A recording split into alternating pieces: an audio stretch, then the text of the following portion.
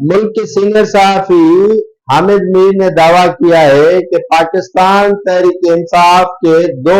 روپوش رہنماؤں کو بلا کر پولیس نے گرفتار کر لیا ہے۔ جی ہاں، وہ رہنما ہے سابق وزیر اعظم عمران خان کے ایڈوائزر علی نواز اعوان،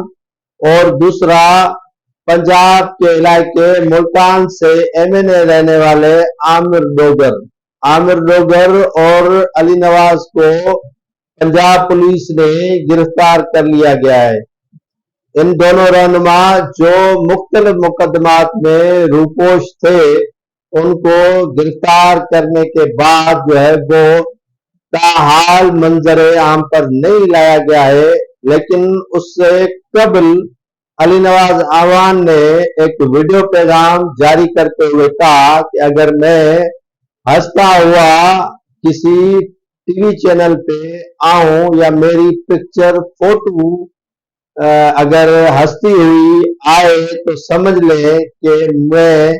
تحریک انصاف کو نہیں چھوڑ رہا ہوں اور وہ میری ویڈیو کو جھوٹا مانا جائے۔